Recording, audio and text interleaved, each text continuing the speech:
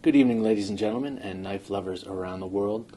This is my Fox Knives Karambit, model number 599.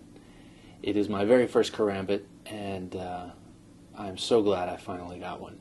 I've been eyeing them up for years and years. I've been doing Kali for a long time, and Kali and Silat, the Indonesian martial art that features really heavily the Karambit, are kind of stablemates, and through doing certain kind of Kali, you're exposed to a lot of Silat, and I don't know, just for years I've been sort of around Karambits and training Karambits, but never pulled the trigger on buying one because I've never exclusively trained with this knife. But I don't know, I just love them so much. I love the way they look. I love the whole way they're used, and I've been around them long enough. I can find my way around a Karambit all right. So I finally pulled the trigger on one, and I've been eyeing up the Fox for a long time.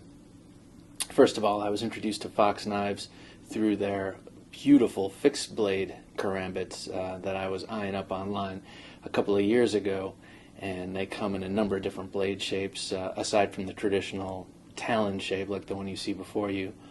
They come in sort of barong shaped blades and sort of modified clip point blades, and I don't know, Fox really got my attention, and also their being Italian, I don't know, added some fascination to me, as the Italians are known for their beautiful design and craftsmanship.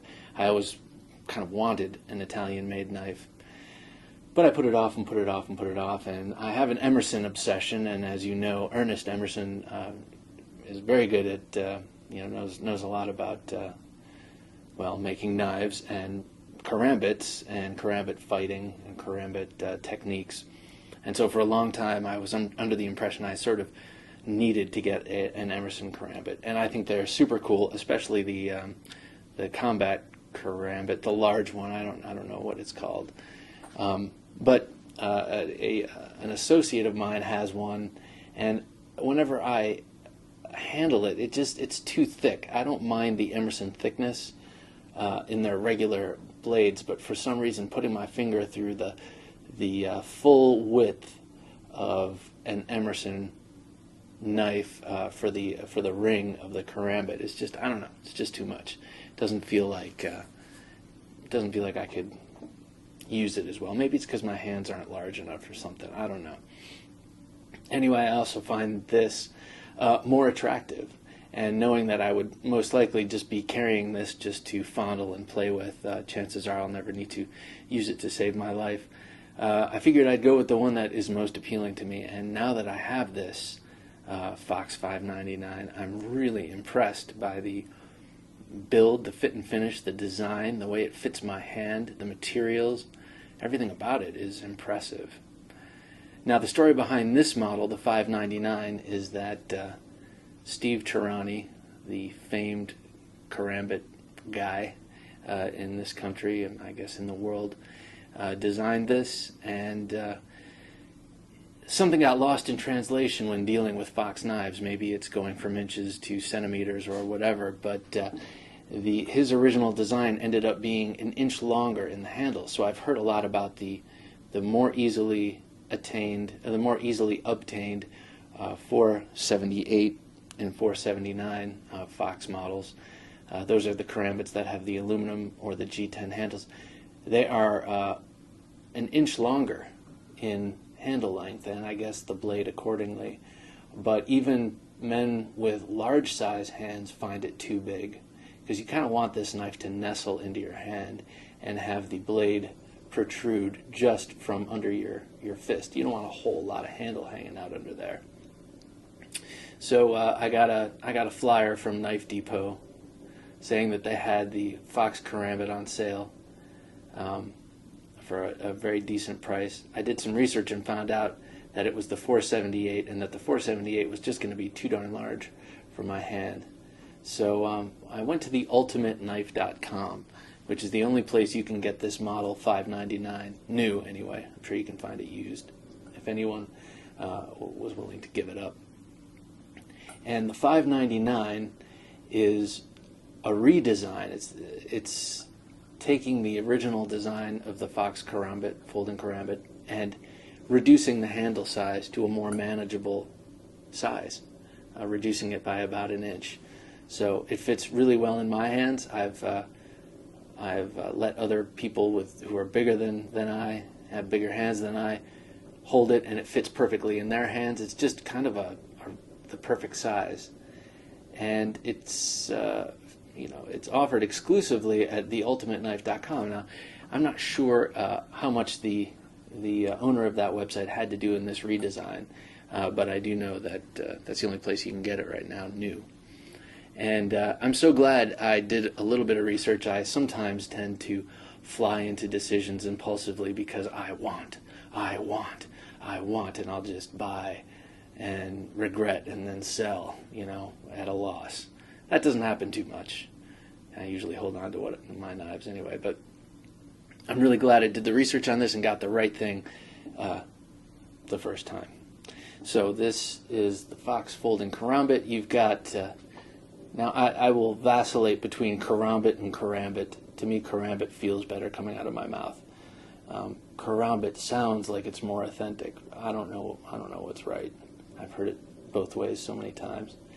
But for those of you who don't know, this is a traditional Indonesian knife, Malaysian knife. It's featured. It's really exploited heavily in silat, which is one of their premier martial arts, and it can be found in Kali from the Philippines, but this is the silat signature weapon. Traditionally, it's held like this, with your finger going through the loop on top, and the blade extending out from your gripped fist. Now, like many weapons, this started out as a field implement for, I guess, harvesting cane sugar or something, sugar cane, I don't know, for harvesting something. It's like a little mini sickle, and then someone must have gotten jumped at some point and decided, hey, this makes a sweet and wicked weapon, and it's easily concealed and comes out in a flash, and you can just do some really serious damage with this kind of tiger claw blade design. That being said, you can also hold it in a traditional forward grip like this, and it would still have, amazing potential to cause damage. It's just that most techniques involve it being held like this and being flipped like this, and a lot of traditional fixed karambits have this. This edge is also sharp, and so you can reach out, and I can't really do it right here, but you can do a lot of flipping with this, and claw the crotch, flip it down, cut the neck, this kind of thing. There's a lot of movement and a lot of deception from what I've gained. You can see a lot of really handy guys who are really handy with the karambits on YouTube. You should check it out. It's really cool. I plan on seeking private instruction on this, and I am going to make a trainer. They offer a trainer, but it's about as expensive as the knife, and I just couldn't do it, so I'm going to make my own. It won't fold, but it'll be a good approximation for what it's like to use this. Let me go over the features of this knife. Let's see, how long is this blade? It's 2 something. Let me see.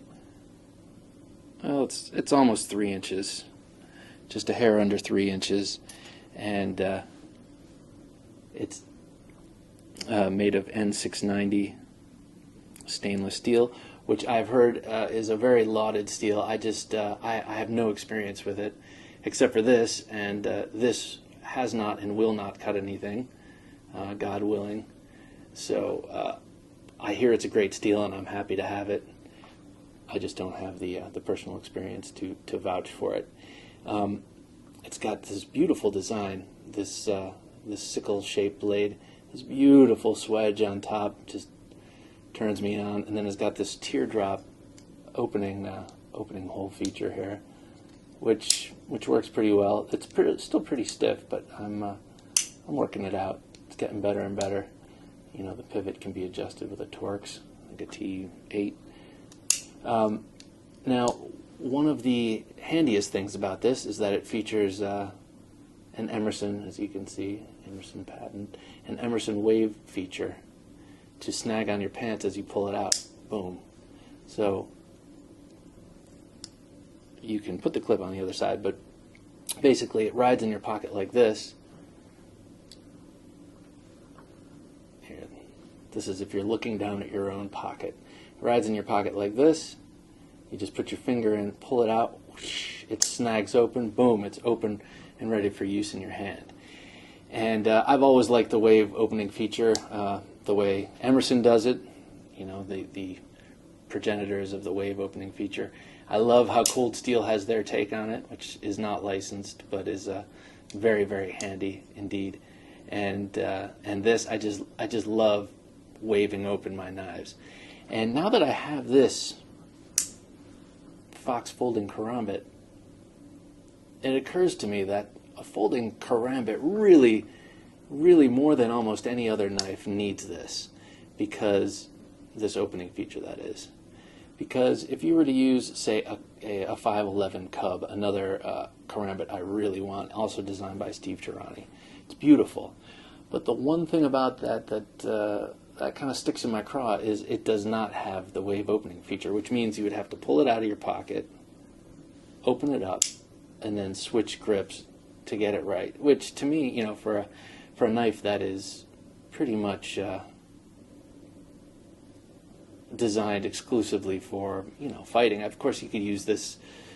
You could use this to open boxes or whatever, cut thread off of your shirt collar or whatever. But the real point of this is a self-defense knife, and not having a wave feature seems to really slow it down and make it way less efficient for its intended purpose.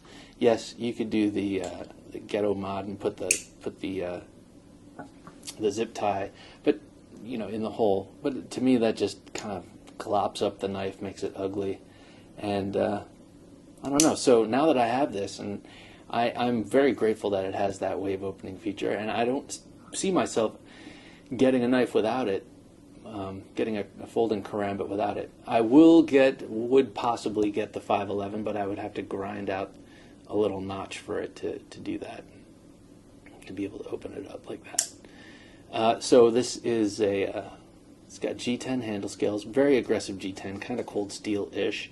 I did the usual removing the pocket clip and sanding underneath so it doesn't totally shred my pants. The whole knife comes apart with Torx screws. You've got this awesome aluminum ring. It's light, but it's stout, and you know, you could use that as a knuck in and of itself. You've got a very, very, very solid liner lock up here.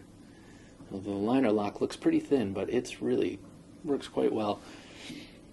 It locks up really tight, and of course,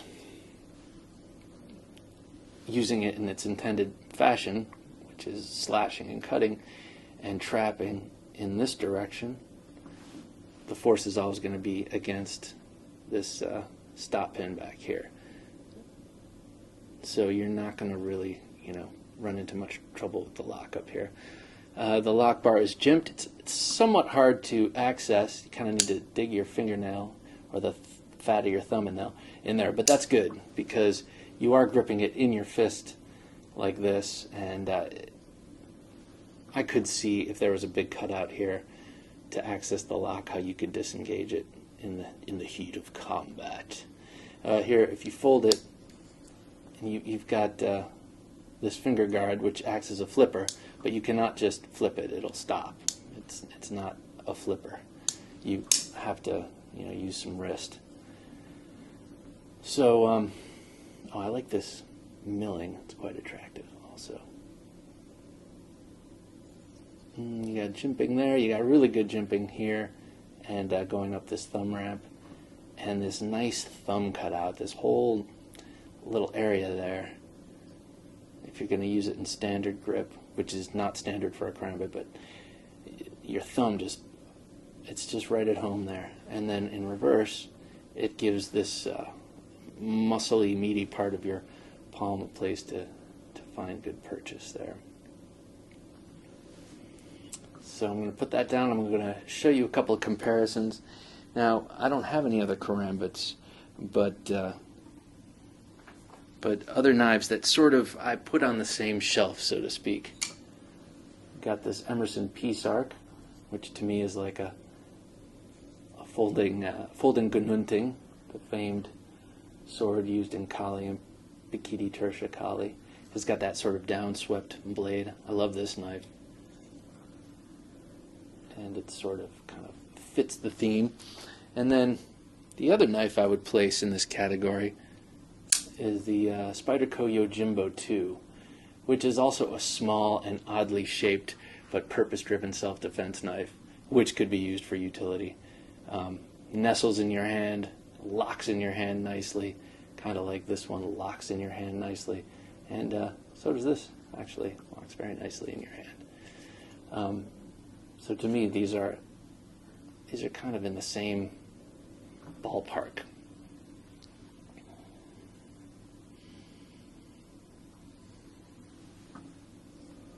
But today we're talking about this. The pocket clip is very nice, very standard spring clip. I did have to loosen it a little bit, just ever so slightly, because I don't want it to be too tight, because then you can't really pull it out and deploy it as it's intended. Let's see, is there anything else I really want to say about this? Well, I am going to seek out instruction from a couple people I know who know how to use these, and really learn some, I don't know, I guess some templates or some strike patterns, just to get me thinking in the karambit kind of way. I'm thinking sort of the cut and thrust way of a standard sort of straighter knife, and I want to make sure I don't kill myself with this thing, flipping it and playing with it, because it really is fun to play with.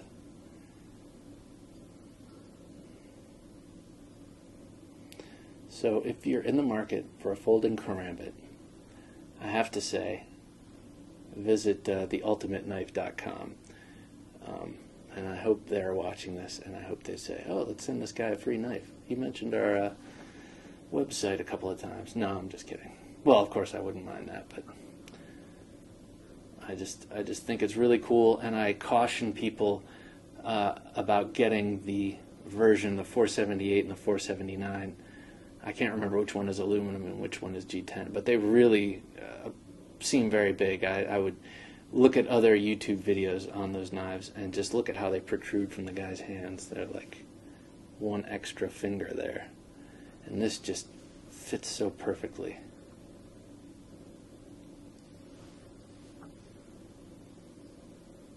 I'm going to take a little B-roll of this coming in and out of my pocket so you can see how the wave feature works. Well, you know how it works, but I just want to show it off. It's so damn cool.